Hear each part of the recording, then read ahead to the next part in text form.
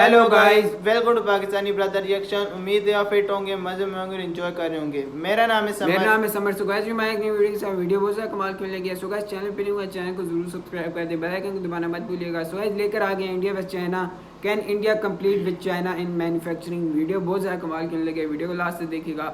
Original video link आपको मिलेगा नीचे डिस्क्रिप्शन में। वैसे इंडिया और चाइना का कोई कंपैरिजन बनता तो नहीं है, लेकिन आज फिर भी हम देख रहे हैं इस वीडियो में क्या है। वीडियो को लास्ट से देखिएगा, ओरिजिनल वीडियो लिंक आपको मिलेगा नीचे डिस्क्रिप्शन में। सो गाइस बिना किसी देरी के देखते हैं, काउंट करते हैं 3 2 1 एंड स्टार्ट। दोस्तों हम सब जानते हैं इकोनॉमिक ग्रोथ के टर्म्स में चाइना ऑलरेडी इंडिया से काफी आगे है। हाँ। लेकिन हाल ही में कुछ ऐसी रिपोर्ट्स भी सामने आई है जिनमें कई एनालिस्ट्स ने इंडिया को भी एक इमर्जिंग ग्लोबल पावर के रूप में प्रोजेक्ट किया है। इसके अलावा ये भी कहा गया है कि FDI, पॉलिटिकल स्टेबिलिटी और हाईली स्किल्ड वर्कफोर्स के डेवलपमेंट के चलते इंडिया इकोनॉमिक प्रॉस्पेरिटी की तरफ तेजी से बढ़ रहा है। लेकिन क्या ऐसा सच में पॉसिबल है? क्या इंडिया चाइना को पीछे छोड़ ग्लोबल मैन्युफैक्चरिंग हब बन सकता है?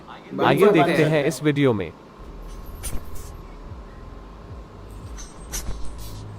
तो चलिए शुरू करते हैं दोनों देशों की एक ब्रीफ हिस्ट्री से।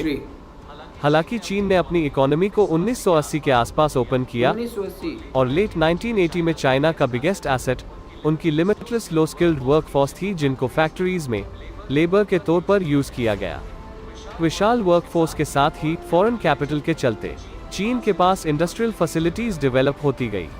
टेक्नोलॉजी और इन्वेस्टमेंट भी देश में बढ़ता चला गया, और जब ये फैक्टर आपस में मिले तो चाइना की मैन्युफैक्चरिंग इंडस्ट्री में एक जायंट शिफ्ट देखने को मिला। इसी के चलते चीन अपने 80 करोड़ से भी ज्यादा लोगों को गरीबी से बाहर निकालने में कामयाब हुआ। वहीं इंडिया ने अपनी इकोनॉमी को 1991 में पूरी तरह ओपन किया, और सरप्राइजिंगली इंडिया की एक्सपोर्ट ग्रोथ भी चाइना और वियतनाम के बाद वर्ल्ड में 3rd बेस्ट लेवल पर रही। लेकिन वही इंडिया के एसेट्स कहे जाने वाले डेमोक्रेसी और पॉपुलेशन इंडिया के केस में एक लायबिलिटी और कंफ्यूजिंग स्टोरी के रूप में सामने आए। अच्छे एक्सपोर्ट ग्रोथ के बावजूद इंडिया इतना आगे नहीं बढ़ पाया जितनी तेजी से चीन ग्रो करता चला गया, जिसकी एक बड़ी वजह चाइना और इंडिया के एक्सपोर्ट आइटम से पता चलती है। जहां शुरुआती दौर में चीन के एक्सपोर्ट्स में ज्यादातर लो एंड प्रोडक्ट्स जैसे कि टॉयज, टेक्सटाइल्स और सस्ते सामान मुख्य रूप से शामिल थे, वहीं इंडिया अपने अनस्टेबल पॉलिटिकल, सोशल और कॉम्प्लेक्स लॉज एंड टैक्सेस के चलते देश में चाइना की तरह लो एंड मैन्युफैक्चरिंग में ग्रो नहीं कर पाया, और देश में सिर्फ हाई स्किल मैन्युफैक्चरिंग और सर्विसेज जैसे कि सॉफ्टवेयर, बिजनेस प्रोसेस आउटसोर्सिंग और इंजीनियरिंग गुड्स पर ज्यादातर फोकस किया गया। इसी के चलते इंडिया में बिजनेस और जॉब अपॉर्चुनिटी में एक बड़ा गैप जनरेट हुआ, जिसने केवल वेल एजुकेटेड और इंग्लिश स्पीकिंग वर्कफोर्स को फेवर किया, और बाकी सभी सेक्टर्स मोस्टली वही के वही रहे। इसी वजह से देश की मेजर अनस्किल्ड वर्किंग पॉपुलेशन देश के लिए एक लायबिलिटी के रूप में सामने आई, जिसके बाद बढ़ते ट्रेड डेफिसिट और अनएम्प्लॉयमेंट के चलते गवर्नमेंट ने कुछ मेजर स्टेप लेने शुरू किए, और देश में मेक इन इंडिया, डीमोनेटाइजेशन, उसके बाद GST को भी इंट्रोड्यूस किया गया। लेकिन फिर भी ये रिफॉर्म्स देश के मैन्युफैक्चरिंग सेक्टर को एक्सपेक्टेड रिजल्ट्स नहीं दे सके। तो चलिए जानते हैं फिर इंडिया कैसे आने वाले समय में एक मैन्युफैक्चरिंग हब बन सकता है।